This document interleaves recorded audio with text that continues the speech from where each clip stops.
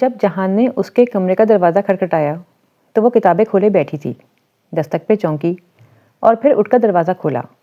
اسے سامنے کھڑے دیکھ کر دل عجیب سی متضاد کیفیات کا شکار ہونے لگا۔ حیا، کیا تم فارغ ہو؟ وہ بہت دوستانہ انداز میں پوچھ رہا تھا۔ ہاں، کیوں؟ اس نے دروازہ ذرا زیادہ کھول دیا تاکہ وہ بستر پر پھیلی اس کی کتابیں دیکھ کر جان لے کہ وہ ہرگز بھی فارغ نہیں ہے۔ اوکے، تم فارغ ہی ہو، ٹھیک۔ اس نے سمجھ کر سر ہلا دیا۔ یعنی تم میرے ساتھ مارکیٹ چل سکتی ہو؟ شیور۔ اس نے شانے اچکا دیے۔ حالانکہ اسے اس پہ بہت غصہ تھا، وہ اس سے مخاطب بھی نہیں ہونا چاہتی تھی۔ اس نے ہمیشہ غلط بیانی ہی کی تھی۔ اسے جہان سے بہت گلے تھے، مگر پھر بھی جانے کے لیے تیار ہو گئی۔ وہ اسے انکار نہیں کر سکتی تھی۔ کیا خریدنا ہے؟ تاکہ اسی حساب سے مطلوبہ جگہ پر جائیں۔ کپڑے وغیرہ؟ جلدی میں نکلا تھا، زیادہ سامان نہیں اٹھا سکا۔ ایک تو جب وہ مہذب اور شائستہ ہوتا تھا تو اس سے زیادہ نرم خو کوئی نہیں تھا۔ وہ اندر ہی اندر تل ملاتی ہوئی باہر آئی تھی۔ کوئی اور نہیں ملا تھا اسے ساتھ جانے کے لیے؟ مجھے ضرور گھسیٹنا تھا اپنے ہمراہ۔ شاپ پہ اس کا ساتھ دینے کے لیے وہ بھی ریک پر کپڑوں کے ہینگرز الٹ پلٹ کر دیکھتی رہی۔ جہان ایک کرتے کا ہینگر کندھے سے لگاتے ہوئے سامنے قد آور آئینے میں خود کو دیکھ رہا تھا۔ حیا اس کے قریب ہی کھڑی تھی، سو آئینے میں وہ بھی نظر آ رہی تھی۔ اس کا عکس دیکھتے ہوئے جہان ذرا سا مسکرایا۔ تم نے وہ کارٹونز دیکھے ہیں، ننجا ٹرٹلز؟ وہ مسکراہٹ دبائے سنجیدگی سے پوچھنے لگا تو اس نے سادگی سے سر اس بات میں ہلا دیا۔ ہاں تو؟ وہ جواب دیے بنا بے ساختہ امڑ آتی مسکراہٹ دباتے ہوئے ہینگر پکڑے پلٹ گیا۔ چند لمحے وہ الجھی کھڑی رہی، سمجھ میں نہیں آیا کہ وہ کیا کہنا چاہتا تھا۔ پھر قدآور آئینے میں اپنا عکس دیکھا تو فوراً سمجھ میں آ گیا۔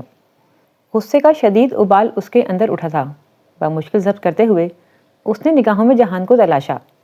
وہ وہی کرتا لیے کاؤنٹر کی طرف جا رہا تھا۔ وہ بدتمیز انسان اس کے نقاب کو ننجا ٹرٹلز کی آنکھوں کی پٹی سے تشبیہ دے گیا تھا۔ اس کا موڈ واپسی کا سارا راستہ آف رہا، مگر وہاں پرواہ کسے تھی؟ کچن میں شام کی چائے دم پہ چڑھی تھی۔ الائچی اور تلتے کبابوں کی ملی جلی خوشبو سارے کچن میں پھیلی تھی۔ وہ نور بانو کے سر پہ کھڑی ٹرالی میں برتن رکھوا رہی تھی۔ ذمہ دار وہ پہلے بھی تھی، مگر ترکی سے آنے کے بعد ہر کام اپنے ہاتھ سے کرنے لگی تھی۔ اب بھی نور بانو سے زیادہ وہ کام کر رہی تھی۔ باہر لاؤنج میں طیفور خان اور سائمہ تائی آئے بیٹھے تھے۔ اماں، ابا، پھپھو اور جہان بھی وہیں تھے۔ کام کرتے ہوئے مسلسل اسے احساس ہوتا رہا کہ جہان اسے دیکھ رہا ہے، مگر جب وہ رک کر گردن موڑ کر دیکھتی تو وہ کسی اور جانب دیکھ رہا ہوتا۔ جہان کے ساتھ ایک ہی گھر میں وہ 2 دفعہ رہی تھی۔ ایک جب ڈی جے کی دفعہ وہ اکٹھے پاکستان آئے تھے، تب اسے اپنے غم سے وقت نہ ملا تھا۔ دوسرا جب اپنی منگنی کی رات وہ پھپھو کے گھر رک گئی تھی، اور تب جہان کو اپنی فون کال کے انتظار سے وقت نہ ملا تھا۔ یوں اب نارمل حالات میں پہلی دفعہ وہ ایک چھت تلے تھے، اور اسے احساس ہوا تھا کہ وہ بہت بے ضرر، خاموش اور دھیما سا انسان تھا۔ یہ اس کا ایٹیٹیوڈ نہیں، فطرت تھی۔ اس کے پاس سے گزرتے ہوئے وہ سلام کر لیتا، حال احوال پوچھتا اور بس۔ ہاں، گھر میں فارغ رہ کر اکتا جاتا تو نور بانو کے ساتھ کچن میں کبھی برتن دھونے لگ جاتا تو کبھی اسے سبزیاں کاٹ کر دیتا۔ نور بانو بیچاری ہک دک رہ جاتی۔ اگر باہر جاتا تو صبح جاگنگ۔ اسے پہلی دفعہ معلوم ہوا تھا کہ وہ جاگنگ، واک، ورزش، ان چیزوں کا بہت خیال رکھتا تھا۔ پھر جب گھر میں بہت بور ہو گیا تو ایک دفعہ فاطمہ کے کہنے پہ حیا اسے باہر لے گئی، مگر وہ اتنا تنگ کر دینے والا تھا۔ یہاں سے مڑ جاؤ، وہاں لے جاؤ، نہیں اب پیچھے چلو، لیفٹ سے کیوں مڑ رہی ہو، رائٹ سے مڑو۔ کیونکہ میں رائٹ ہینڈ ڈرائیو کر رہی ہوں جہان۔ اب اس نے اپنی گاڑی کی چابی جہان کو دے دی تھی۔ جہاں جانا ہے خود چلے جاؤ، جیسے تاثرات کے ساتھ۔ اس کے پاس انٹرنیشنل لائسنس تھا، سو مسئلہ نہیں تھا۔ اب وہ کبھی کبھی باہر نکل جاتا۔ گھر کے قریب اس نے جم بھی ڈھونڈ لیا تھا۔ جہان کے ساتھ رہنے میں ایک مسئلہ تھا، وہ اتنی خاموشی سے بنا چاپ پیدا کے گھر میں داخل ہوتا کہ پتہ ہی نہ چلتا، اور وہ آپ کے پیچھے کھڑا ہوتا تھا۔ اب آتے جاتے چند ایک رسمی باتوں کے علاوہ ان کی بات نہ ہو پاتی۔ چاندی کے مجسمے یا تو چٹک چکے تھے یا بالکل پتھر ہو چکے تھے۔ آج بھی وہ اسے دیکھ رہا تھا، مگر وہ اسے پکڑ نہیں پائی تھی۔ وہ کچھ کہتا کیوں نہیں ہے، اسے الجھن ہوتی۔ وہ اسے بے اعتبار قرار دے کر چھوڑ آئی تھی۔ وہ گلہ کیوں نہیں کرتا، صفائی نہ دے مگر شکایت تو کرے۔ لیکن وہاں ازلی خاموشی تھی۔ وہ ٹرالی دھکیلتی لاؤنج میں لائی، دوپٹہ شانوں پہ پھیلا کر اس نے لمبے بالوں کو سمیٹ کر کندھے پہ آگے کو ڈالا ہوا تھا۔ واقعی دل تو نہیں کرتا، سکندر بھائی کو گئے ہفتہ بھی نہیں ہوا، مگر وہ لوگ سمجھتے ہی نہیں، جلدی مچائی ہوئی ہے۔ سائمہ تائی کہہ رہی تھیں شاید ارم کی منگنی کا معاملہ تھا۔ حیا پنجوں کے بل کارپیٹ پہ بیٹھی چائے کے کپ فرج میں رکھ کر باری باری سب کو پکڑانے لگی۔ بھابھی آپ فکر نہ کریں، جب ہمیں اعتراض نہیں ہے تو لوگوں کا کیا ہے، آپ اللہ توکل کر کے فنکشن کی تیاریاں شروع کر دیں۔ پھپھو بہت رسان سے واضح کر رہی تھیں کہ انہیں کوئی اعتراض نہیں ہے، اصل میں ازجد کے بھائی اور بھابھی باہر سے آئے ہوئے ہیں، ان کی موجودگی میں وہ فنکشن کرنا چاہتے ہیں۔ تھینکس۔ تایا نے مسکرا کر اس سے کپ پکڑا تو وہ واپس آئی اور آخری کپ جہان کی طرف بڑھایا۔ وہ جو غور سے اب تائی کی بات سن رہا تھا، ذرا سی نگاہ اٹھا کر اسے دیکھا اور کپ پکڑ لیا۔ وہ اسی اتوار کا کہہ رہے تھے، تو بھابھی آپ ہاں کر دینا، مجھے خوشی ہوگی۔ اتوار کا فنکشن؟ حیا نے سوچا، وہ کیا پہنے گی؟ وہ چائے سے فارغ ہو کر کمرے میں آئی اور الماری کھول کر کپڑے الٹ پلٹ کرنے لگی۔ کوئی سلیو لیس تھا، کسی کی آستین شفون کی تھی، کسی کا دوپٹہ باریک تھا، اس کا ایک جوڑا بھی آئیڈیل حجابی لباس سے پورا نہیں اترتا تھا۔ دوسری الماری کو لاک لگا تھا، اس نے چابی نکالنے کے لیے پرس میں ہاتھ ڈالا تو انگلیاں مخملی ڈبی سے ٹکرائیں۔ وہ مسکرا اٹھی۔ میجر احمد کا چیلنج، ڈالی کی امانت۔ اس نے ڈبی کھولی، سیاہ USB فلیش اندر محفوظ رکھی تھی۔ پزل باکس کھل گیا، جواہر کا لاکر بھی کھل گیا، مگر اس لاک کو کیسے کھولے؟ آخری لاک، اس کی تو پہیلی بھی نہیں تھی، مگر پہیلی ہونی چاہیے تھی۔ میجر احمد نے پہیلی کے بغیر کبھی کوئی پزل اسے نہیں دیا تھا، وہ تالے کے ساتھ اس کی چابی بھی ہمیشہ دیا کرتا تھا۔ اوہ، ڈبی تو میں نے دیکھی ہی نہیں۔ ایک دم اسے خیال آیا۔ وہ بیڈ پر آ بیٹھی اور فلیش باہر نکالی۔ وہ صاف تھی، کوئی لفظ نشان وغیرہ نہیں۔ اب اس نے ڈبی اوپر نیچے سے دیکھی، کچھ بھی نہیں۔ اس نے اندر رکھے مخملی فوم کو انگلی سے پکڑ کر باہر نکالا۔ نیچے ڈبی کے پیندے پہ سیاہ مخمل کا ایک اور ٹکڑا رکھا تھا۔ اس نے ٹکڑا نکال کر پلٹ کر دیکھا، وہاں سنہری دھاگے سے 2 الفاظ سلے تھے، اسٹوری سویپڈ۔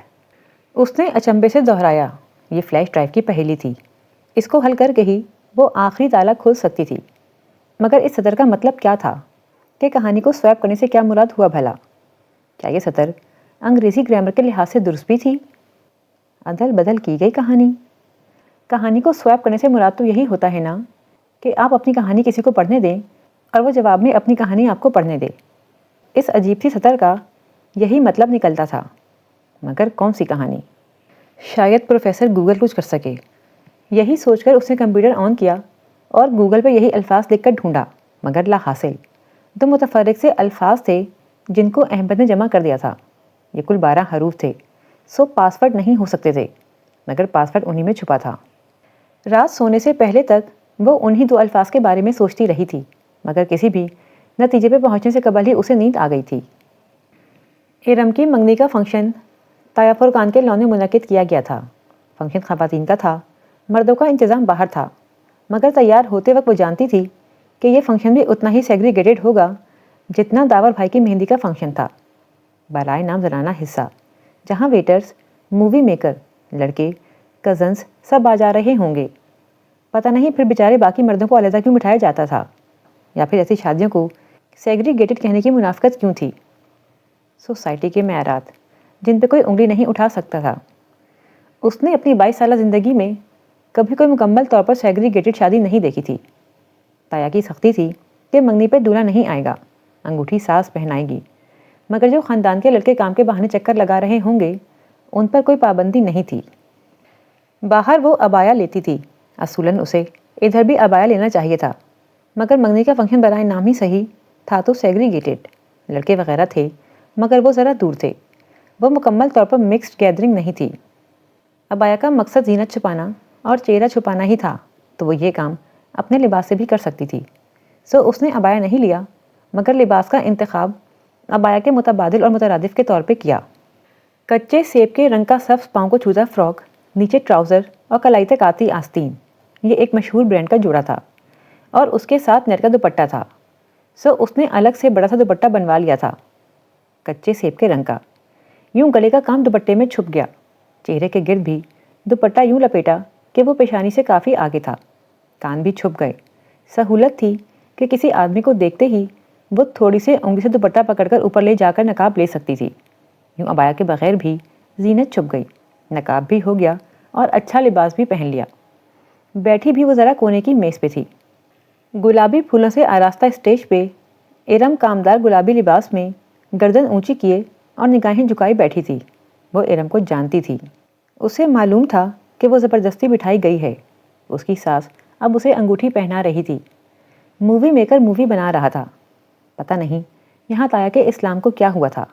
ویٹرز، مووی میکرز، یہ بھی تو مرد تھے، مگر وہی سوسائٹی کے دوہرے معیارات۔ حجاب کپڑے کا ایک ٹکڑا تو نہیں ہوتا، یہ تو ایک مکمل الگ طرز زندگی ہوتا ہے، اور یہ طرز زندگی اتنا آسان نہیں تھا۔ اسے جلدی اندازہ ہو گیا تھا۔ تم نے دوپٹہ سر پہ کیوں لے رکھا ہے؟ گلی کا کام ہی نظر نہیں آ رہا؟ چہرے پہ سے تو ہٹاؤ۔ مووی میکر ویڈیو بنا رہا تھا، سو وہ چہرے کو ڈھکے رخ موڑے بیٹھی تھی، اور فاطمہ جو ذرا دیر کو ادھر آئی تھیں، اپنی حیرت ظاہر کرنے میں ساتھی خواتین کے ہمراہ مل گئی تھیں۔ نہیں ہٹا سکتی لیڈیز، میں اب نقاب کرتی ہوں، وہ رسان سے جواب دے رہی تھی، مگر پھر کیوں؟ اور یار فنکشن پہ تو خیر ہوتی ہے۔ خیر؟ مجھ سے پوچھو کہ کتنا بڑا شر ہوتا ہے۔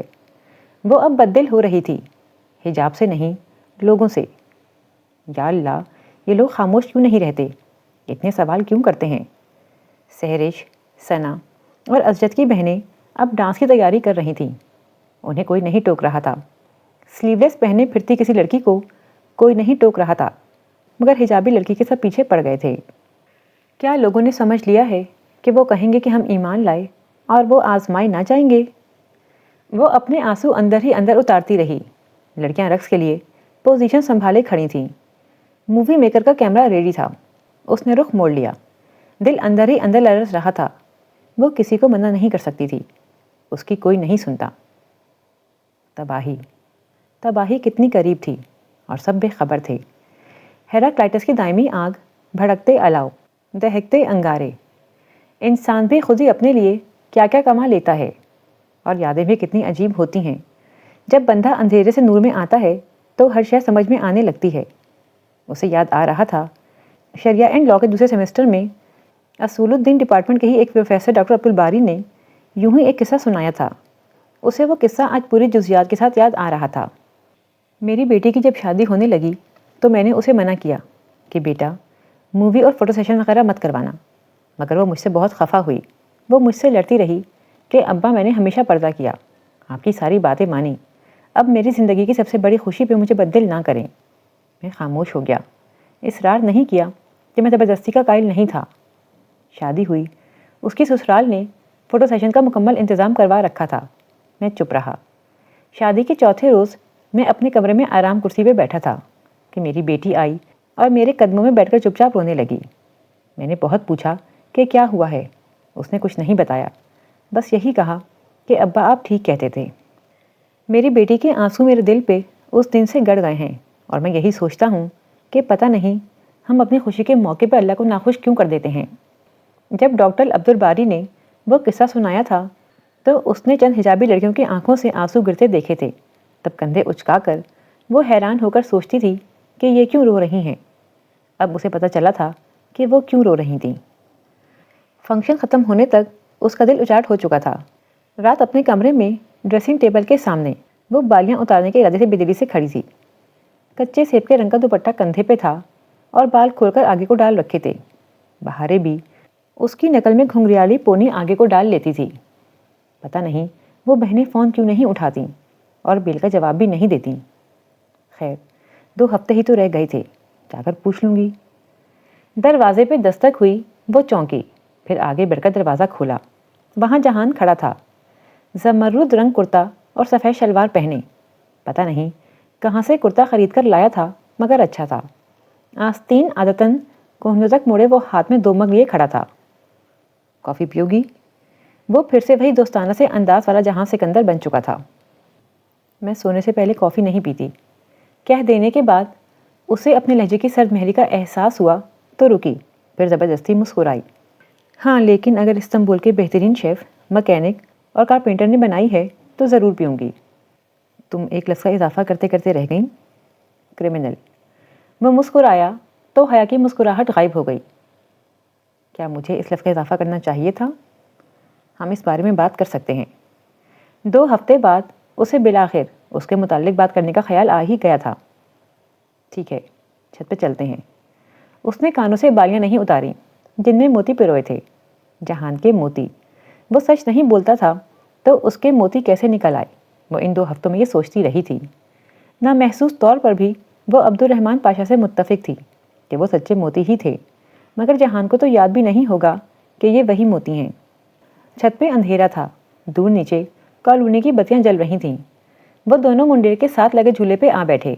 ہلکا ہلکا ہلتا جھولا ان کے بیٹھنے سے بالکل تھم گیا۔ حیا نے کافی کا مگ لبوں سے لگایا۔ اچھی بنی ہے۔ آخر استنبول کے بہترین شیف، مکینک اور کارپینٹر نے بنائی ہے۔ اوہ، تم نے بھی کرمنل کا اضافہ نہیں کیا؟ کیونکہ میں کرمنل ہوں بھی نہیں۔ کیا تمہیں میرا اعتبار ہے؟ ہاں۔ اس نے سوچنے کا وقت بھی نہیں لیا۔ سامنے دیوار پہ ابا کے گملوں سے اوپر ان دونوں کے سائے گر رہے تھے۔ پودوں کی ٹہنیوں سے اوپر وہ عجیب سی حیت بنا رہے تھے۔ ٹھیک ہے، پھر تم مجھے بتاؤ کہ تم اس شخص کو کیسے جانتی ہو جو اس روز میرے ساتھ تھا؟ عبد الرحمن پاشا، امت اللہ حبیب پاشا کا بیٹا۔ اس نے آنے کا پورا نام لیا۔ وہ ذرا چونک کر اسے دیکھنے لگا۔ ہاں، تم کیسے؟ لمبی کہانی ہے، سنو گے؟ اس نے بے نیازی سے شانوں کو جنبش دے کر پوچھا۔ وہ سامنے دیوار پہ دیکھ رہی تھی۔ اس نے دوسرے سائے کو اس بات میں سر ہلاتے دیکھا تو وہ کہنا شروع ہوئی۔ اپنے سائے کے ہلتے لب دکھائی نہیں دیتے تھے، نہ ہی کان میں پڑی بالی کے موتی کی چمک۔ اگر دکھائی دے رہی تھی تو وہ پریشانی، اذیت اور اضطراب جسے وہ پچھلے 5 ماہ سے اپنے دل میں چھپائے ہوئے تھی، جس کا ایک حصہ اس نے ڈیجے کے ساتھ بانٹا بھی تھا اور اب اس نے پورا ہی بانٹ دیا۔ سبانجی کی طرف سے میل وصول ہونے والی رات جب پہلی دفعہ پھول آئے تھے، اس سے لے کر اس روز کے واقعے تک اس نے سب کچھ کہہ سنایا۔ وہ بالکل خاموشی سے سنتا رہا۔ اگر بولا تو صرف اس وقت جب اس نے استقلال جدیسی میں پاشا کے چہرے پہ کافی الٹنے کا واقعہ بتایا۔ اچھا، تم نے پاشا بے کے اوپر کافی الٹ دی؟ وہ جیسے بہت محفوظ ہوا تھا۔ ہاں، تم اسے پاشا بے کیوں کہتے ہو؟ اسے سب پاشا بے کہتے ہیں، مسٹر پاشا۔ شوق ہے خود کو مسٹر کہلوانے کا۔ کافی کے مگ خالی ہو کر زمین پہ پڑے تھے۔ دیوار پہ سائے ویسے ہی چپکے بیٹھے ساری داستان سنتے رہے۔ پودے بھی متوجہ تھے۔ جب وہ خاموش ہوئی تو وہ جیسے سوچتے ہوئے بولا، یعنی کہ اس نے تمہارے بارے میں معلومات حاصل کی مجھے بلیک میل کرنے کے لیے، مگر میں صرف ایک بات نہیں سمجھ سکا۔ اتنا سب کچھ ہوا اور تم نے کبھی اپنے پیرنٹس کو نہیں بتایا؟ کیوں؟ تم نے کسی سے مدد کیوں نہیں لی؟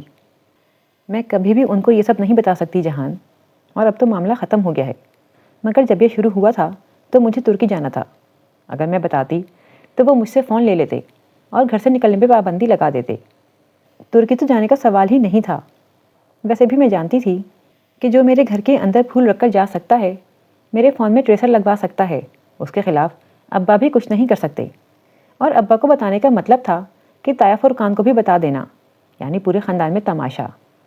ابا تایا ابا کو نہ بتائیں یہ نہیں ہو سکتا، اور اتنی بہادر تو میں تھی ہی کہ خود اپنے مسئلے حل کر سکتی۔ سو تو ہے، اس نے سر ہلا کر اعتراف کیا۔ کیا تم واقعی جاننا چاہتی ہو کہ میں پاشا بے کو کیسے جانتا ہوں؟ دیکھ لو، تم نام بھی بتاؤ، میں نے جان تب بھی لینا ہے، تمہارے پاس کوئی دوسرا آپشن نہیں ہے۔ اللہ اللہ، یہ اعتماد! وہ پہلی دفعہ ہنسا تھا۔ وہ ہولے سے مسکرا دی۔ اصل میں نے کچھ عرصہ ہوٹل گرینڈ پہ کام کیا ہے، اس لیے میں ان سو کال بھائیوں کو قریب سے جانتا ہوں۔ یہ سگے بھائی نہیں ہیں، یہ مافیا بھائی ہیں، ایک ہی مافیا فیملی کا حصہ۔ مگر یہ بات ادالار میں اگر کوئی میرے علاوہ جانتا ہے کہ وہ سگے بھائی نہیں ہیں تو وہ امت اللہ حبیب پاشا ہیں۔ خیر، میرا پاشا بے سے کچھ مسئلہ ہو گیا اور میں استقلال اسٹریٹ پہ آ گیا۔ وہ ریسٹورنٹ اسی کا ہے، اور وہ عورت جس کو میں اپنی لینڈ لیڈی کہتا ہوں اس کو وہی بھیجتا ہے۔ وہ اس کی ساتھی شیئر ہولڈر ہے۔ وہ مجھے ریسٹورنٹ کی قسطوں کے لیے تنگ نہیں کرتا۔ یہ میں نے جھوٹ بولا تھا، سوری، مگر اس نے میرے ذمے ایک کام لگایا تھا جو میں کر نہیں سکا، جس کی وجہ سے اس روز ہماری تلخ کلامی ہوئی تھی۔ کون سا کام؟ وہ چونکی۔ وہ اپنی فیملی کو بیرونی ملک شفٹ کروانا چاہتا تھا۔ اس کے لیے اسے اس ملک کی جعلی دستاویزات اور نئی شناختیں چاہیے تھیں۔ میں اپنے ایک دوست سے اس کے لیے وہی بنوا رہا تھا۔ اینڈ تھینکس ٹو یو، میں نے اب وہ بنوا دیے ہیں اور اس کی فیملی ترکی سے جا چکی ہے۔ کیا؟ اسے جھٹکا لگا۔ عائشہ اور بہارے چلی گئیں؟ تو وہ عائشہ بہارے سب کو جانتا تھا۔ ہاں، مزید میں کچھ نہیں جانتا، اس لیے اس موضوع کو ختم کر دو۔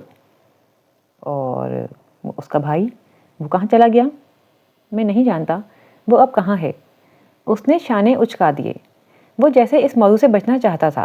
پھر حیا نے دیکھا اس کا سایہ اٹھ کھڑا ہوا تھا، پودوں کے اوپر سے ہوتا پوری دیوار پہ پھیل گیا۔ اس نے سائے میں اس کا چہرہ تلاشنے کی کوشش کی مگر ناکام رہی۔ کتنا سچ تھا، کتنا جھوٹ۔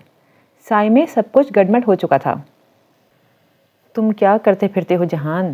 مجھے یقین ہے کہ تم کرمنل نہیں ہو، مگر تم ایسے لوگوں سے تعلق بھی نہ رکھا کرو پلیز۔ جو آپ کا حکم۔ سایہ مسکرایا تھا۔ وہ بس تعصب سے سر ہلا کر رہ گئی۔ اس کی ساری کتھا سن کر بھی وہ اپنی دفعہ پھر بہت کچھ چھپا گیا تھا۔ اور عائشہ بہارے، وہ کہاں چلی گئی تھیں؟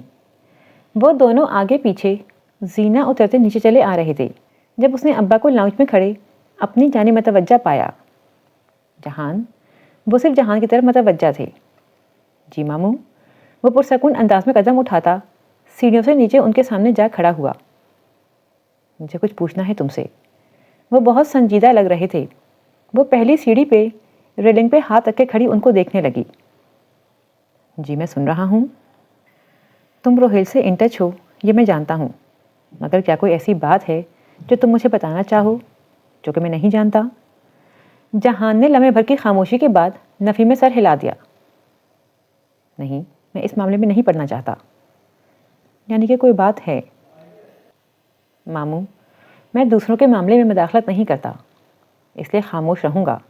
البتہ آپ اپنے طور پہ کسی سے بھی پتہ کروا سکتے ہیں۔ پتہ کروا لیا تھا، تم سے تصدیق چاہ رہا تھا۔ بہرحال مجھے اپنا جواب مل گیا ہے، اب تم آرام کرو۔ اس کا شانہ تھپتھپا کر وہ آگے بڑھ گئے۔ ان کے چہرے کی سنجیدگی اور اضطراب پہلے سے بڑھ چکا تھا۔ جہان واپس سیڑھیاں چڑھ کر اوپر آیا کہ اس کا کمرہ اوپر تھا، وہ ابھی تک وہیں کھڑی تھی۔ کیا ہوا؟ جواباً جہان نے ذرا سے شانے اچکائے تھے۔ پتہ چل جائے گا تمہیں، اب ذہن پہ زور مت دو، سو جاؤ۔ وہ اپنے کمرے کی طرف بڑھ گیا۔ سایہ غائب ہو گیا، روشنی عیاں تھی۔ وہ الجھی ہوئی کمرے میں واپس آئی۔ جہان سکندر کے ساتھ رہنے کا مطلب تھا انسان بہت سے رازوں کے ساتھ رہے اور پھر صبر سے ان کے کھلنے کا انتظار کرے۔ وہ تمام سوچوں کو ذہن سے جھٹک کر عائشہ کو ای میل کرنے لگی۔ جہان نے ٹھیک کہا تھا، اسے پتہ چل جائے گا، مگر حیا کو اندازہ نہیں تھا کہ اسے اتنی جلدی پتہ چل جائے گا۔ اسی رات وہ ابھی کچی نیند میں ہی تھی کہ سبین پھپھو نے پریشانی کے عالم میں جھنجھوڑ کر اسے اٹھایا۔ حیا، جلدی اٹھو۔ وہ ہڑبڑا کر اٹھ بیٹھی۔ سمجھ میں ہی نہیں آیا کہ کیا ہو رہا ہے۔ تمہارے ابا کو ہارٹ اٹیک ہوا ہے، چلو ہسپتال چلنا ہے۔ وہ پھٹی پھٹی نگاہوں سے پھپھو کو دیکھنے لگی۔ زندگی ایک دفعہ پھر استقلال اسٹریٹ میں پہنچ گئی تھی۔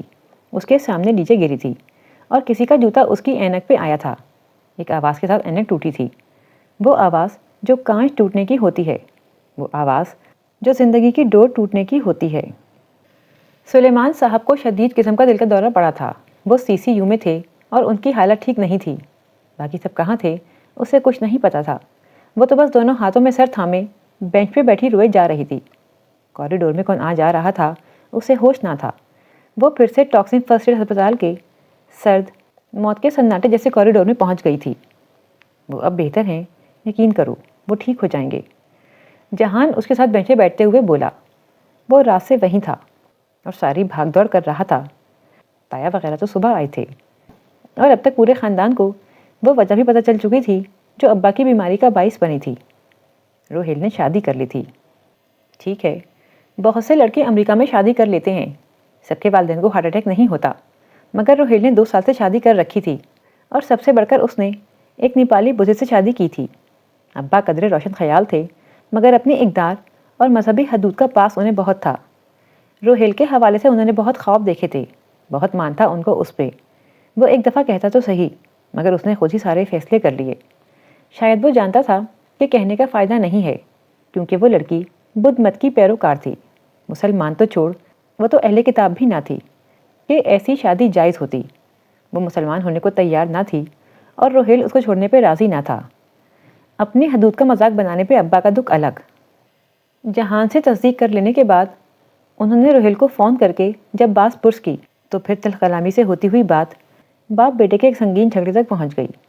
ابا نے غصے میں اسے سخت برا بھلا کہا اور پھر ہر تعلق توڑ دیا، مگر فون کال کے ڈور ٹوٹنے سے قبل ہی وہ ڈھہ گئے تھے۔ پھپھو اور فاطمہ اس سارے معاملے کی گواہ تھیں۔ معلوم نہیں وہ کیوں سوتی رہ گئی۔ جب میں روہیل کے پاس رات رہا تھا تب اس لڑکی نے مجھے ٹریٹمنٹ دی تھی۔ انہوں نے کچھ نہیں بتایا مگر میں جان گیا تھا کہ ان کے درمیان کیا ہے۔ اس کے کوئی 1.5 سال بعد انہوں نے شادی کی تھی۔ یہ مجھے بعد میں امریکہ میں مقیم ایک دوست نے بتایا۔ کتنی دیر ایسی باتیں چھپتی ہیں۔ ماموں کو بھی کسی عزیز سے خبر مل ہی گئی ہوگی۔ وہ نم آنکھوں سے سر ہاتھوں میں دیے سنتی رہی۔ اسے روہیل یا اس کی بیوی میں کوئی دلچسپی نہ تھی، اسے صرف ابا کی فکر تھی۔ 2.5 ماہ قبل کا واقعہ پھر دہرایا جانے لگا تھا کیا؟ وہ پھر علامتی خوشبو میں ایک محبت کو کھونے لگی تھی کیا؟ جب بامشکل انہیں ابا سے ملنے کی اجازت ملی تب وہ غنودگی میں تھے اور وہ ان کے قریب بیٹھی اندھری اندر رو رہی تھی۔ آنکھیں خشک ہو چکی تھیں مگر ہر آنسو آنکھ سے تو نہیں گرتا نا۔ شاید اگر ابا کے دوست ذیشان انکل ملنے نہ آئے ہوتے تو وہ آنکھوں سے بھی رونے لگ جاتی، مگر ان سب کے سامنے خود کو مضبوط ظاہر کرنا تھا۔ فاطمہ نے ڈھال تھیں مگر سبین پھپھو بہت ہمت سے کام لے رہی تھیں۔ سلیمان بہت مضبوط ہے بیٹا، فکر نہ کرو، وہ ٹھیک ہو جائے گا۔ ذیشان انکل کو چھوڑنے وہ فاطمہ کے ساتھ باہر تک آئی تو وہ تسلی دینے لگے۔ وہ ابا کے سب سے اچھے دوست تھے۔ وہ ان کو زیادہ نہیں جانتی تھی مگر فاطمہ واقف تھیں۔ ان کے ساتھ ان کی بیٹی بھی تھی، 15-16 سالہ رجا، جو قد اور ذہنی طور پہ اپنی عمر سے بہت پیچھے تھی۔ قدرے اب نارمل بچی جو گھنگریالے بالوں والا سر جھکائے مسلسل اخبار پہ قلم سے کچھ لکھتی رہی تھی۔ رجا بہت ذہین ہے۔ اس کی نگاہوں کو اپنی بیٹی پہ پا کر ذیشان انکل مسکرا کر بتانے لگے، اسے ورڈ پزل اور کراس ورڈ کھیلنے کا بہت شوق ہے۔ پورا چارٹ حل کرنے میں کئی دن لگاتی ہے مگر کر لیتی ہے۔ وہ پھیکی سی مسکراہٹ کے ساتھ سنتی رہی۔ وہ اپنی بیٹی کو ہمیشہ اپنے ساتھ رکھتے تھے، گھر ہو یا آفس، محبت تھی یا فکر یا پھر دونوں۔ ان کے جانے کے بعد وہ کچھ دیر کے لیے گھر آئی تھی۔ گھر پہ وحشت اور ویرانی چھائی ہوئی تھی، جیسے سب کچھ تھم گیا ہو۔ وہ ابھی عبایا اتار ہی رہی تھی کہ فون بجنے لگا۔ Private number calling. اس روز کے بعد میجر احمد نے آج کال کی تھی مگر اس نے کال کاٹ دی۔ وہ بار بار فون کرنے لگا مگر حیا نے فون بند کر دیا۔ وہ اس آدمی سے کوئی رابطہ رکھنا نہیں چاہتی تھی، ضرورت ہی نہیں تھی۔ ابا ابھی ہسپتال میں تھے، آج سبین پھپھو اور فاطمہ ان کے پاس تھیں، سو وہ اور جہان گھر پہ تھے۔ وہ شام کا وقت تھا مگر روشنی باقی تھی۔ حیا چھت پر منڈیر کے ساتھ لگے جھولے پہ بیٹھی ابا کے گملوں کو دیکھ رہی تھی۔ آج ان پہ سائے نہیں گر رہے تھے مگر وہ پھر بھی مرجھائے ہوئے لگ رہے تھے۔ ان کا اس گھر میں خیال رکھنے والا جو تھا وہ اب خیال رکھنے کی پوزیشن میں نہیں رہا تھا۔ اس نے بہت سے آنسو اپنے اندر اتارے۔ ابا کے پودے اکیلے ہو گئے تھے۔ کیسی ہو؟ جہان ہولے سے اس کے ساتھ آ کر بیٹھ گیا۔ تمہارے سامنے ہوں۔ تم نے کھانا کھا لیا؟ ہاں، نور بانو میرا کھانا لے آئی تھی۔ اور تم نے؟ موڈ نہیں ہے۔ وہ ابھی تک گملوں کو دیکھ رہی تھی۔ وہ اسے سرزنش کرنے ہی لگا مگر رک گیا۔ منڈیر کے سوراخ سے اسے جیسے کچھ نظر آیا تھا۔ سنو، یہ آدمی کون ہے؟ کون؟ حیا نے ذرا چونک کر گردن پھیری۔ منڈیر کے سوراخ سے نیچے تایا کے لان کا منظر واضح تھا۔ وہ اپنے ڈرائیو وے پہ کھڑے ایک صاحب کے ساتھ باتیں کر رہے تھے جو سیاہ سوٹیں ملبوس بریف کیس ہاتھ میں لیے ہوئے تھے۔ وہ انہیں نہیں پہچانتی تھی۔ پتہ نہیں، اس نے لاتعلقی سے شانے اچکا دیے۔ میرا خیال ہے وکیل ہے۔ تمہیں کیسے پتا؟ اس کے سوٹ کا رنگ تو سمپل بلیک ہے، لائنز والا تو نہیں ہے، مگر ٹائی دیکھو، جیٹ بلیک ہے، وکیل کی مخصوص ٹائی۔ وہ آنکھوں کی پتلیاں سکیڑے ان کو دیکھتے ہوئے کہہ رہا تھا، اور میرا خیال ہے وہ ابھی ادھر آنے کا ارادہ رکھتے ہیں۔ حیا نے ذرا حیرت سے اسے دیکھا۔ وہ اپنے ڈرائیو وے پہ کھڑے ہیں، تمہیں کیسے پتا کہ ان کا کیا ارادہ ہے؟ اور سے دیکھو، فرقان ماموں کے جوتوں کا رنگ کس طرف ہے؟ حیا نے گردن ذرا اونچی کر کے دیکھا۔ تایا ابا کے جوتوں کا رخ نامحسوس سے انداز میں ان کے گھروں کے درمیان دروازے کی طرف تھا۔ انسان جدھر جانے کا ارادہ رکھتا ہے اس کے پاؤں خود بخود ادھر ہی مڑ جاتے ہیں، چاہے وہ ساکن کھڑا ہو یا بیٹھا ہی کیوں نہ ہو۔ اگر دوران گفتگو تمہارے مخالف کے جوتے تمہاری مخالف سمت ہوں تو اس کا مطلب ہوتا ہے کہ وہ بور ہو رہا ہے تم سے۔ حیا نے بے اختیار جہان کے جوتوں کو دیکھا. اس کے سیاہ تسمے والے بوٹ سیڑھیوں کے دروازے کی سم تھے. اس فائل میں کیا ہو سکتا ہے؟ اب وہ ذرا الجھتے ہوئے کہہ رہا تھا. حیا نے گردن پھر سے منڈے کی جانب موڑ دی. نیچے وکیل صاحب اپنے بریف کیس سے ایک فائل نکال کر تایا ابا کو دکھا رہے تھے. سلیمان مامو کمپنی کے ایم ڈی ہے نا؟ ہاں. اور باقی شیئر ہولڈر ہیں؟ اس کا مطلب ہے کہ مامو کی بیماری کے باعث کچھ کام رک گئے ہوں گے. سو باقی شیئر ہولڈرز ان سے کچھ دستخط کروانا چاہتے ہوں گے. مامو کا پاور آف اٹارنی کس کے پاس ہے؟ میرے پاس. وہ بے اختیار بولی. جہان ذرا سا چونکا. اصل میں بہت پہلے ابا نے مجھے اٹرنی ان فیکٹ بنایا تھا، اور وہ صرف اس صورت میں جب وہ خدا نخواستہ کام کرنے کے اہل نہ رہیں. یعنی کہ میں اس وقت اصغر اینڈ سنس کی ایم ڈی سے مخاطب ہوں. وہ مسکرایا. ارے نہیں، میں تو بس اٹارنی ان فیکٹ ہوں. ابا ٹھیک ہو جائیں گے تو خود سنبھال لیں گے سب کچھ، اور جب تک وہ ٹھیک نہیں ہوتے تب تک تایا فرقان سنبھال لیں گے. اس نے کہنے کے ساتھ نیچے دیکھا. تایا فرقان اب سمجھتے ہوئے اسبات میں زر ہلاتے فائل کے صفحے پلٹ رہے تھے. اس کے لیے انہیں سلیمان مامو کا پاور آف اٹارنی چاہیے ہوگا، اور شاید وہ ان سے اسی پہ دستخط کروانا چاہتے ہوں گے. جہان، ہو سکتا ہے یہ ان کا کوئی دوست ہو اور تمہارے سارے اندازے غلط ہوں، اور اگر میرے اندازے درست ہوئے تب تم انہیں پاور آف اٹارنی لینے دو گی؟ ہاں، کیوں نہیں؟ تایا ابا کے بھائی ہیں آخر. جہان نے جیسے افسوس سے اسے دیکھا. مادام، ایک بات کہوں، جب باپ کسی قابل نہیں رہتا تو اولاد کے لیے زندگی بدل جاتی ہے. اور یہ جو آج تمہارے ساتھ ہے نا، ایک دفعہ کاروبار تمہارے ہاتھ سے گیا تو تمہیں کنارے سے لگا دیں گے. ہر کسی پہ شک مت کیا کرو جہان. وہ بیزار ہوئی. یہ فرقان مامو ہی ہیں نا جن کی ہم بات کر رہے ہیں؟ آنکھیں کھولو اپنی. تم انہیں اپنے باپ کی کرسی نہیں دے سکتی حیا. اور دیکھو وہ ادھر ہی آ رہے ہیں. وہ بے اختیار چونکی. وہ دونوں حضرات واقعی تیز قدموں سے درمیانی دیوار کے منکش لکڑی کے دروازے کی جانب بڑھ رہے تھے. وہ ذرا سیدھی ہوئی. جہان کے لبوں پہ ہلکی سی فاتحانہ مسکراہٹ تھی. مگر جہان، ابا کی غیر موجودگی میں ان کے علاوہ کون سنبھال سکتا ہے کاروبار؟ مجھے تو بزنس ایڈمنسٹریشن کا کچھ نہیں پتا. وہ مسترب سی کھڑی ہو گئی. تایا ابا نے گھنٹی بجائی. نور بانو کچن سے نکل کر دروازہ کھولنے بھاگی. پتہ ہو یا نہ پتہ ہو، تم انہیں اپنی کرسی نہیں لینے دو گی. اپنی جگہ کبھی نہیں چھوڑتے. ہوٹل گرینڈ کی مثال یاد رکھنا. ایک پاشا نے جگہ چھوڑی تو دوسرے پاشا نے قبضہ کر لیا. وہ اٹھ کھڑا ہوا. جھولا دھیرے دھیرے ہلنے لگا. اب چلو، وہ اندر آ رہے ہیں. وہ الجھی سی جہان کے ساتھ سیڑھیاں اترتی نیچے آئی. تایا ابا وکیل صاحب کو باہر چھوڑ کر خود لاؤنج میں آ کھڑے ہوئے تھے. ان کے ہاتھ میں فائل تھی، مگر حیا کو تب بھی لگ رہا تھا کہ جہان کے اندازے غلط ہیں. حیا، تایا نے عجلت بھرے انداز میں اسے پکارا. تمہارے ابا اس کنڈیشن میں سائن کر سکتے ہیں؟ وہ آخری سیڑھی پہ ٹھہر سی گئی. حالات اتنے حساس ہو چکے تھے کہ معمولی سی بات بھی بہت زور سے لگتی تھی. اب بھی لگی. انہوں نے ابا کا حال پوچھنے کے بجائے صرف دستخط کا پوچھا. آپ کو کیا سائن کروانا ہے؟ سب پاٹ سے انداز میں پوچھتی وہ ان کے سامنے آ کھڑی ہوئی. جہان بہت سکون سے آخری سیڑھی پہ بیٹھ گیا تھا اور اب گویا تماشا دیکھ رہا تھا. تمہارے کام کی چیز نہیں ہے، اور وہ سائن کر سکتے ہیں یا نہیں؟ تایا ابا کو اس کا سوال کرنا سخت ناگوار گزرا تھا. جہان ہلکا سا مسکرایا، مگر حیا تایا ابا کی طرف متوجہ تھی. وہ نہیں کر سکتے. ڈاکٹر نے ان سے زیادہ بات چیت سے منع کیا ہے. وہ دانستہ لمحہ بھر کو رکی.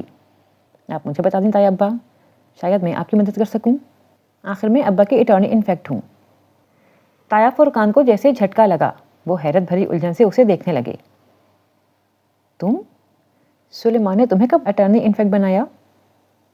بہت پہلے. ابا نے بہت پہلے اپنا ڈیوریبل پاور آف اٹارنی مجھے دیا تھا، اور اس کے مطابق میں ابا کی جگہ کام کر سکتی ہوں. پر اعتماد وہ ہمیشہ سے تھی، اور اب بھی تایا فرقان کی باروب شخصیت کے سامنے کھڑی بہت اطمینان سے انہیں بتا رہی تھی. خلاف توقع وہ ایک دم غصے میں آ گئے. دماغ خراب ہے سلیمان کا، وہ اس طرح کیسے کر سکتا ہے؟ اب تو وہ کر چکے ہیں. آخر میں ان کی بیٹی ہوں، انہیں مجھ پہ بھروسہ ہے. کیا مذاق ہے یہ؟ وہ جیسے جھنجھلائے تھے. اب سارا کام کیسے چلے گا؟ کیا میں ذرا ذرا سی بات کے لیے تمہارے پاس ادھر آتا رہوں گا؟ اوہ نہیں تایا ابا، میں آپ سب کو اپنی وجہ سے زحمت نہیں دوں گی. کسی کو ادھر نہیں آنا پڑے گا. میں کل سے خود ہی آفس آ جاؤں گی. انٹرسٹنگ. آخری زینے پہ مطمئن سے بیٹھے تماشائی نے دلچسپی سے انہیں دیکھا جو آمنے سامنے کھڑے تھے. وہ جیسے دونوں کو تقریباً لڑوا کر بہت لطف اندوز ہو رہا تھا. تم آفس آؤ گی؟ تمہیں کیا پتا بزنس کا؟ دبے دبے غصے سے انہوں نے ہاتھ سے گویا ناک سے مکھی اڑائی. کیا فرق پڑتا ہے تایا ابا؟ داور بھائی جب پولیٹیکل سائنس میں سمپل ایم اے کر کے آج بورڈ آف ڈائریکٹر میں شامل ہو سکتے ہیں تو پھر چند دن کے لیے ابا کی کرسی میں کیوں نہیں سنبھال سکتی؟ وہ لب بھینچ کر بامشکل ضبط کر کے رہ گئے.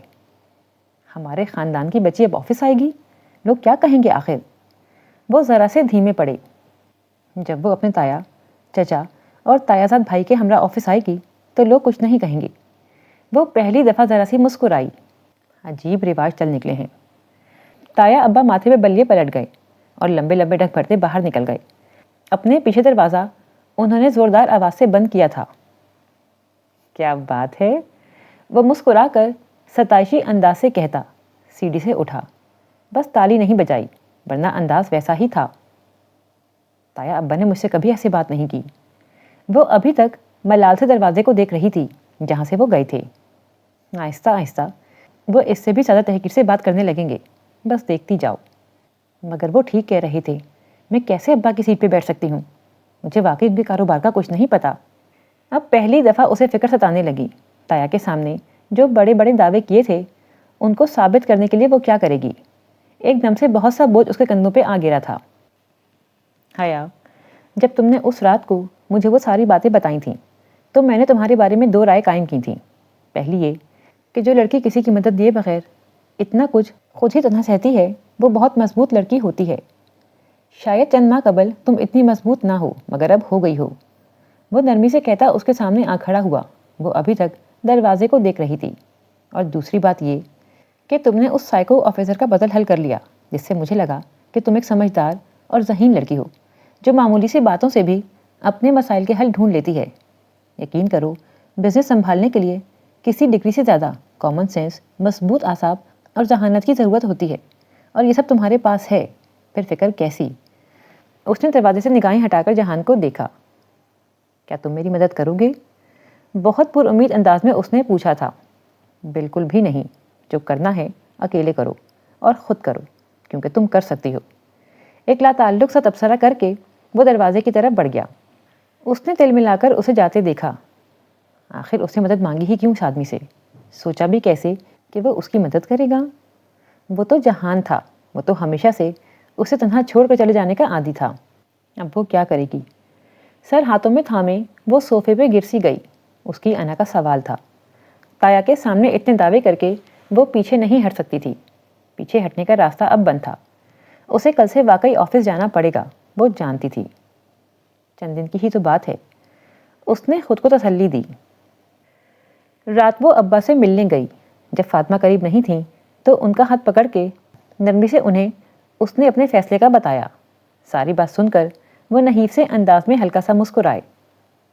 باقر صاحب سے مل لینا، وہ تمہیں کام سمجھا دیں گے. بہت دھیمی آواز میں وہ بس اتنا سا کہہ پائے تھے.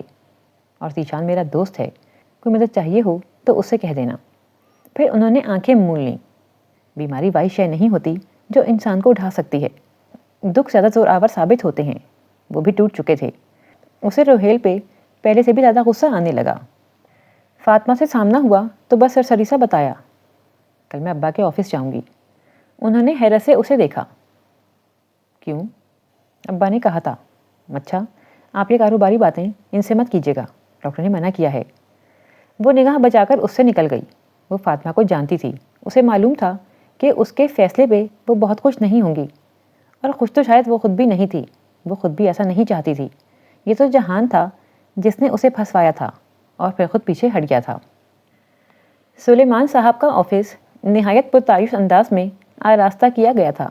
گرے اور ہلکے نیلے قسم کی تھیم کے ساتھ سفید چمکتے ماربل ٹائلز، قیمتی پردے، شاہانہ سا فرنیچر اور اس اونچی سیاہ گھومنے والی کرسی کی تو شان ہی الگ تھی جس پر وہ اس وقت بیٹھی تھی. اپنے سلک کے سیاہ عبایا میں ملبوس دونوں کوہنیاں کرسی کے ہتھے پہ جمائے، انگلیوں سے دوسرے ہاتھ میں موجود پلیٹینم گھماتے ہوئے ٹیک لگا کر بیٹھی وہ سنجیدگی سے سر ہلاتی باقر صاحب کی بریفنگ سن رہی تھی. نفاسہ سے کیے گئے نقاب میں سے جھلکتی آنکھیں متوجہ انداز میں سکڑی ہوئی تھیں. وہ ادھیڑ عمر اور شریف النفس انسان لگتے تھے، جو اب پوری جان فشانی سے اسے ابا کی کنسٹرکشن کمپنی کے بارے میں آگاہی دے رہے تھے۔ Board of directors, share holders, company کے زیر تعمیر پروجیکٹس، ٹینڈرز، وہ سب سن رہی تھی، مگر بعض اصلاحات بہت مشکل تھیں، اسے سب سمجھ میں نہیں آ رہا تھا۔ رہ کر اسے کاروباری معاملات میں اپنی کم علمی کا افسوس ہو رہا تھا۔ وہ خود کو سمجھا رہی تھی کہ یہ افسوس بھی کم علمی کا ہے، نہ کہ تایا کو یوں چیلنج کرنے کا، لیکن شاید آخر اس ذکر پہ اسے زیادہ افسوس تھا۔ کمپنی میں 40% شیئرز آپ کے والد کے ہیں میم، 20% فرقان صاحب کے اور 20% زاہد صاحب کے اور 10% سیٹھی صاحب کے ہیں، اور آخری 10%۔ پہلی دفعہ اس نے زبان کھولی اور ساتھ ہی آفس کا دروازہ کھلا۔ حیا نے چونک کر دیکھا اور پھر ناگواری کی ایک لہر نے اسے سر سے پاؤں تک گھیر لیا۔ اگر اسے تھوڑا سا بھی خیال آتا کہ آخری 10% شیئر ہولڈر ولید لغاری ہو سکتا ہے تو وہ کبھی آفس نہ آتی۔ اوہ، آپ آفس آئی ہیں؟ وہ آپ پہ زور دیتا تنزیہ مسکراہٹ کے ساتھ بہت اعتماد سے چلتا اندر آیا۔ باقر صاحب کے چہرے پہ ناگواری ابھری مگر وہ خاموش رہے۔ تو سلیمان انکل کی سیٹ آپ سنبھال لیں گی؟ اس کے سامنے کرسی کھینچ کر وہ ٹانگ پر ٹانگ رکھ کر بیٹھا۔ کیا بزنس ایڈمنسٹریشن میں ڈگری آپ نے ترکی سے لی ہے؟ مگر ابا کا تو آپ نے بتایا تھا کہ آپ LLB کر رہی ہیں۔ تمسخرانہ انداز میں کہتا وہ واضح طور پر اس رات کا حوالہ دے رہا تھا۔ یہ طے تھا کہ پہلی دفعہ نقاب میں دیکھ کر اگر وہ فوراً اسے پہچان گیا تھا تو وجہ یہی تھی کہ اس نے باہر اسٹاف سے اس کی آمد کے بارے میں سنا تھا۔ تبھی وہ اتنے ہی اعتماد سے بے دھڑک آفس میں داخل ہوا تھا جس سے وہ غالباً ہمیشہ ہوتا تھا۔ تو میڈم MD، کیا ارادے ہیں آپ کے؟ وہ جو خاموشی سے لب بھیجے اس کی باتیں سن رہی تھی، اس نے دایاں ابرو سوالیہ اٹھایا۔ سیاہ نقاب سے جھلکتی آنکھوں کی سختی واضح تھی۔ میں نے آپ کو پہچانا نہیں، آپ کی تعریف؟ باقر صاحب؟ یہ کون صاحب ہیں؟ میم، یہ لغاری صاحب کے۔ پہچان تو خیر آپ گئی ہیں، مجھے نہیں لگتا آپ کبھی بھول پائیں گی۔ ولید لغاری کہتے ہیں مجھے۔ اور ولید صاحب، میری ایک بات کا جواب دیں۔ متوازن لہجے میں بات کاٹتے ہوئے وہ آگے کو ہوئی اور ایک دوسرے میں پھنسے ہاتھ میز پہ رکھے۔ وہ جو استہزائیہ انداز سے بولے جا رہا تھا رک گیا۔ ولید صاحب، کیا میں نے آپ کو اپنے آفس میں بلایا تھا؟ ولید نے ہنس کر سر جھٹکا۔ میڈم حیا، بلکہ مسز حیا، اب جب آپ کو ادھر کام۔ ولید صاحب، کیا میں نے آپ کو بلایا تھا؟ وہ پہلے سے بلند اور درست آواز میں بولی۔ ولید کی بھویں سکڑیں۔ سلیمان انکل کے آفس میں آنے کے لیے مجھے اجازت؟ ولید صاحب، کیا میں نے آپ کو بلایا تھا؟ وہ بے حد اونچی آواز میں کہتی کرسی سے اٹھ کھڑی ہوئی۔ باقر صاحب بھی احتراماً ساتھ ہی اٹھے۔ تابع داری کا ثبوت، وفاداری کا احساس۔ ولید کی پیشانی کے بل گہرے ہو گئے۔ وہ تیزی سے اٹھا۔ سلیمان انکل میرے ساتھ یہ سلوک برداشت نہ کرتے۔ میں آپ کے ساتھ اس سے بھی بدتر سلوک کر سکتی ہوں۔ باقر صاحب، ان صاحب کو باہر جانا ہے، پلیز دروازہ کھول دیں۔ باقر صاحب نے ذرا پریشانی سے اسے دیکھا، پھر پلٹنے ہی لگے تھے کہ ولید نے ہاتھ اٹھا کر انہیں روکا۔ میں دیکھتا ہوں آپ اس آفس میں کتنے دن رہتی ہیں۔ ایک خشمگین نگاہ باقر صاحب پہ ڈالتا وہ تیزی سے پلٹا۔ حیا نے کرسی پہ واپس بیٹھتے ہوئے انٹر کام کا ریسیور اٹھایا۔ درخشاں، اگر یہ آدمی مجھے دوبارہ بلا اجازت اپنے آفس میں داخل ہوتا نظر آیا تو آپ کی چھٹی۔ سن لیا آپ نے؟ اور سنایا تو اس نے ولید کو تھا جو اس کی بات ختم کرنے کے بعد ہی باہر نکلا تھا۔ جی میم۔ ابا کی سیکرٹری بوکھلا گئی تھی۔ بیٹھیے۔ ریسیور واپس رکھتے ہوئے اس نے باقر صاحب کو بیٹھنے کا اشارہ کیا۔ باقی 10% شیئرز ان کے ہیں میم۔ باقر صاحب نے سلسلہ کلام وہی سے جوڑا۔ تب تک وہ چند گہرے سانس لے کر خود کو کمپوز کر چکی تھی۔ پہلے عمر لغاری آفس آیا کرتے تھے، مگر گزشتہ 1 ماہ سے وہ علاج کے سلسلے میں بیرون ملک ہیں۔ چند مزید تفصیلات کے بعد وہ اسے بورڈ آف ڈائریکٹرز کی آج متوقع میٹنگ کے بارے میں بتانے لگے۔ میم، ایک ٹریڈ سینٹر کا پروجیکٹ ہے، ہمیں وہ حاصل کرنا ہے، اور یعنی کہ ٹینڈر کی نیلامی ہے اور ہمیں نیلامی جیتنی ہے۔ اس نے دبے دبے جوش سے ان کی بات کاٹی۔ گزرتے گزرتے کبھی کوئی سوپ سیریل دیکھتی تھی تو اس میں عموماً ٹینڈر کی نیلامی ہو رہی ہوتی اور مخالف کمپنیاں بولی لگا رہی ہوتیں، سو کم از کم کچھ تو پتا تھا اسے کنسٹرکشن کمپنی کے متعلق۔ باقر صاحب لمحے بھر کو خاموش ہوئے، پھر نفی میں سر ہلایا۔ نہیں میم، ٹینڈر کی نیلامی کا معاملہ نہیں ہے۔ اچھا۔ اس نے خفت چھپاتے ہوئے سر ہلا دیا۔ اب وہ درمیان میں نہیں بولے گی، خاموش رہ کر بس سنے گی۔